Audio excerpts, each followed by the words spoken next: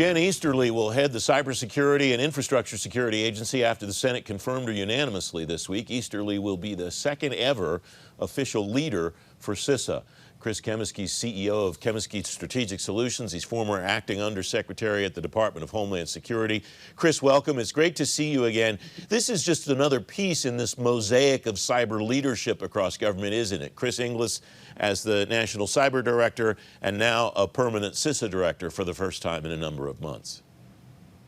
Yeah, that's a good way to describe it, Francis. It's really, the tile pieces are falling into place. And with Jen Easterly's confirmation, that really does put the last one of the major cyber positions for the federal government into play. And so now it's really that mosaic coming together and coordinating and communicating effectively. What's the key to that happening? Obviously, you and I have talked about the National Cyber Director position in general, not Chris in particular, but the fact that all these pieces are together. Who's communicating with who now, and on what level are they communicating? Who's moving what where, I guess?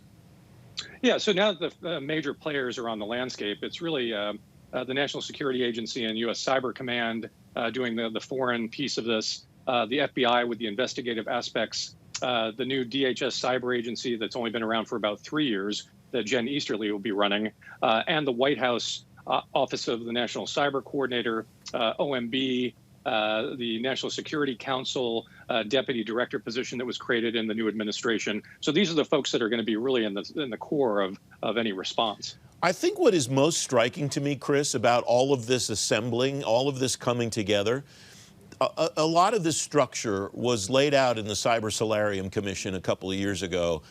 I will be honest with you. I went over to Capitol Hill. Senator King, Congressman Gallagher explained why they were doing this, explained what they came up with when their recommendations came out. I walked away from that thinking, here are two men who are very sincere about this, who have done pretty comprehensive work. That work is going to turn into what every other committee and commission turns into in Washington. They proved me really wrong in driving a lot of this very quickly into action. What's been the key to that, and what keeps that momentum going in your mind? I think that's a really adept description of it. There were a lot of skeptics around town that looked at this and said it's just going to be shelfware. It's just going to be another report that never gets acted upon. I think what was different about this is that they really did pull together a true bipartisan coalition that also relied on academia, the foundations, the think tanks, and had everybody at the table and said, look, we're going to get this done, and had very clear and precise objectives coming out of this, the cyber coordinator reestablishment being one of them. What do you see as the next evolution of the commission's work pertinent to this mosaic that you described earlier, Chris? Well, I think they really got to hold everyone's feet to the fire, because there are a lot of recommendations that still haven't been acted on.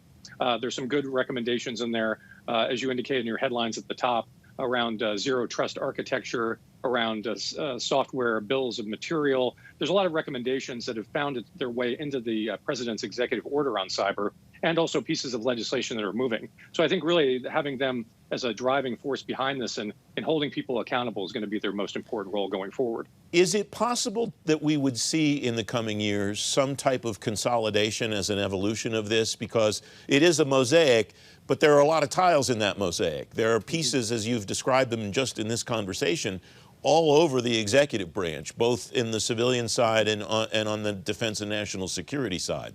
At some point, does that present a problem if we're trying to consolidate cyber operations and cyber defenses, Chris? Or is it okay as long as these organizations continue to communicate and exchange data?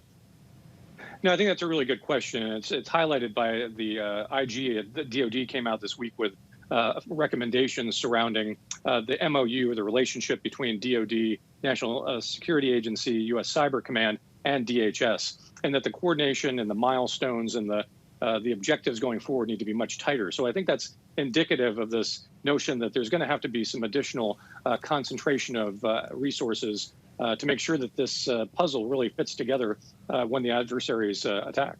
Given another headline that I mentioned a moment ago, which is NIST is basically codifying what cyber experts have been saying for a long time, and that is agencies should act as though they're being breached on an ongoing basis. What's success for this mosaic? what makes things work well? How do we decide we're accomplishing the goals that we would like to accomplish? I think one of the things that comes into play is that you've got a lot of folks on the landscape that are very talented in this, and it's really making sure that they're all working together in unison. And that's probably one of the biggest challenges, I think, for Jen Easterly in inheriting a young agency like this, is setting a clear vision, making sure that you can take measurable, achievable steps, and then be able to report that to the myriad committees in Congress and the folks at the White House that are overseeing the effort. I think that's really going to be the biggest challenge going forward, making sure everyone's working in a cohesive fashion. About 30 seconds left, Chris. What will you watch as far as what comes either from Congress or comes from the administration, whether it's Cyber Director's office or somewhere else at the top of the administration? Well, I'm going to be watching for that, how close that coordination and connection is between the deputy at the National Security Council, the new cyber coordinator as he ramps up and starts to hire, the objectives of Jen Easterly and the CISA folks, and how do they blend that in and work closely with NSA and U.S. Cyber Command and the FBI.